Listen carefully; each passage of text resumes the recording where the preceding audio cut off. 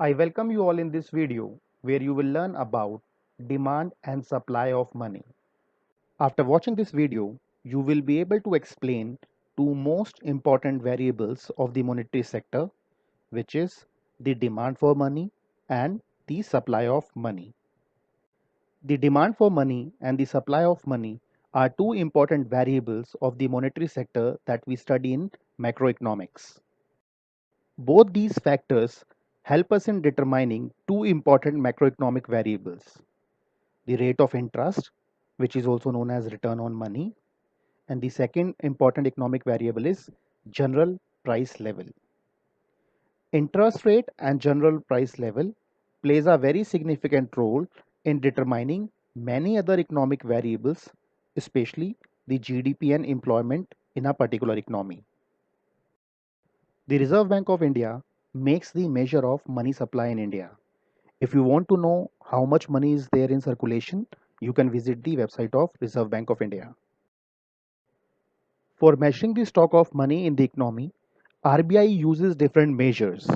The first component of money supply is M1, which is derived by adding three major subcomponents, which will include currency and coins with the public, demand deposits of banks, which will include both current accounts and saving accounts, and other deposits of RBI. The first component is currency and coins with the public. So, the money that you hold with yourself in the form of currency notes and coins, that will be the first subcomponent of M1. Second is the money that you hold in your bank accounts in the form of current accounts and saving accounts, which are also known as the demand deposits. And third major component of M1 is other deposits of RBI. Other deposits with the RBI includes demand deposits of public financial institutions, demand deposits of foreign central banks, and international financial institutions like IMF or World Bank. The second measure used by RBI for measuring the stock of money in the economy is M2, which is derived by adding demand deposits of the post offices to the M1.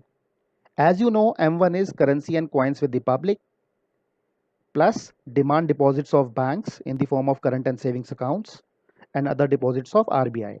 So if you add demand deposits of the post offices, which is especially the savings account in the post offices, that component will make the second major component of the stock of money in the economy, which is known as M2. The third measure of measuring the stock of money in the economy by RBI is M3, which is derived by adding time and term deposits of the banks, which are in the form of recurring deposits and fixed deposits, to the already existing M1. So in total, M3 will be derived by adding currency and coins with public,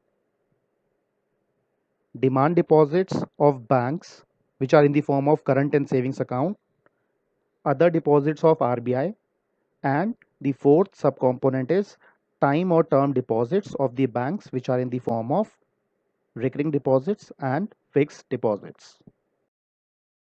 The fourth component of money supply is M4, which is derived by adding total deposits of the post offices, which will include both demand and term or time deposits, to already existing M3.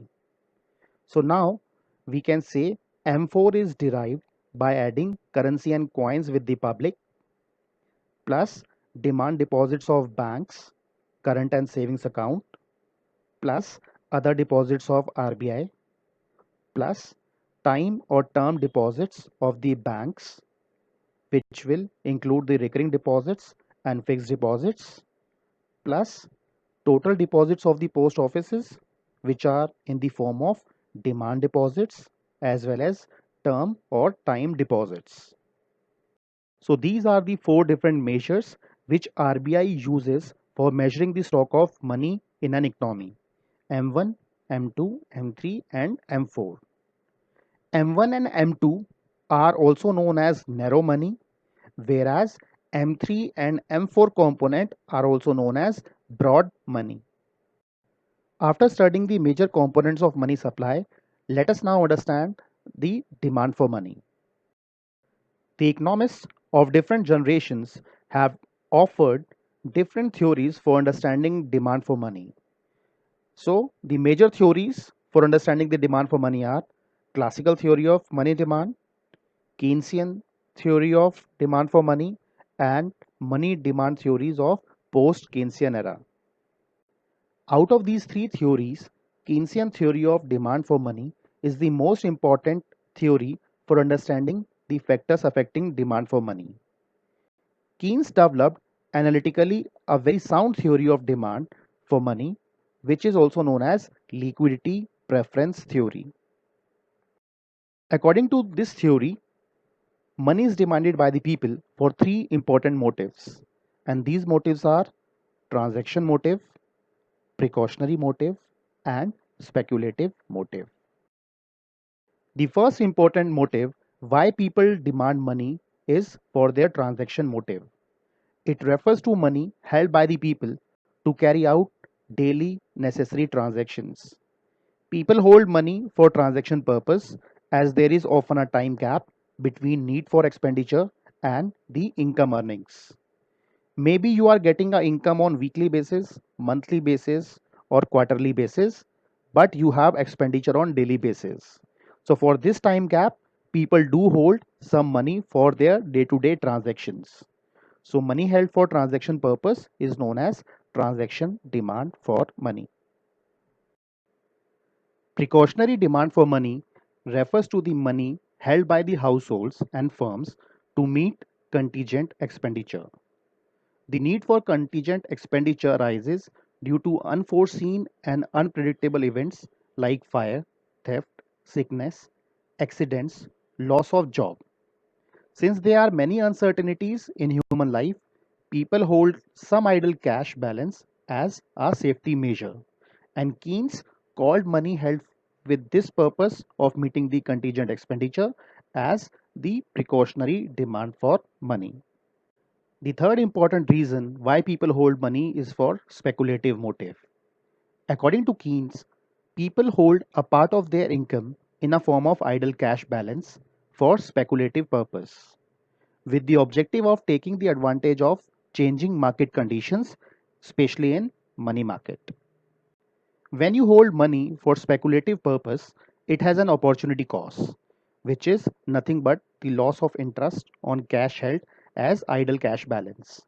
If you deposit the same amount in a bank account, you will get certain interest. So that interest is the opportunity cost of holding the cash balance, which is in the form of idle cash in your pocket. Speculative demand for money depends on the interest rate in the market. If interest rate would be on a higher side, maybe you will hold less cash, and when interest rate is on a lower side, maybe you will hold more cash in a form of idle cash balance in your pocket. In general, speculative demand for money depends on the market rate of interest. If market rate of interest is very high, then the opportunity cost of holding the cash is also very high, and hence people hold smaller idle cash balance. Whereas when interest rate declines, the opportunity cost also goes down and people hold a higher idle cash balance for speculative purpose. And according to Keynes, therefore, speculative demand for money is the function of interest rate. So if interest rate changes in the market, people hold different amount of cash balances for speculative purposes.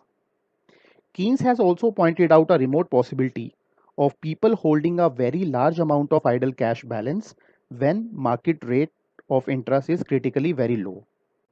This kind of idle cash holding is known as liquidity trap, which implies that at a critically low rate of interest, people fall in liquidity trap. They will not deposit the money in any form of financial institutions. Rather, they will keep the cash with themselves. So, for determining the aggregate demand for money, we can club together the demand for transaction motive, precautionary motive, and speculative motive.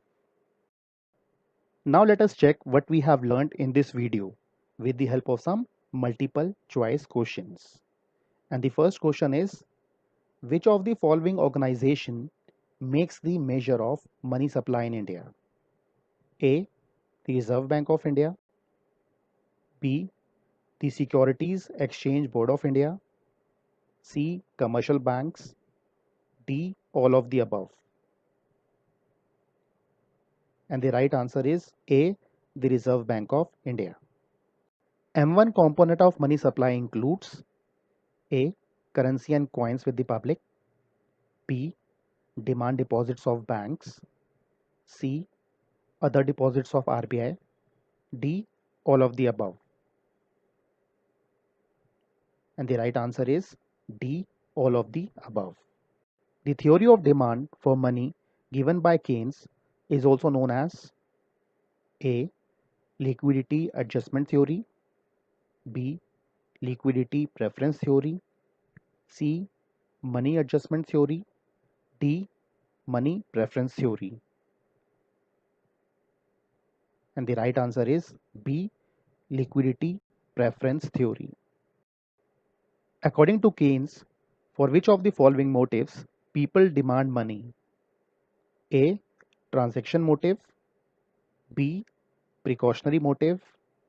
C. Speculative motive. D. All of the above. And the right answer is D. All of the above. Thank you for watching this video.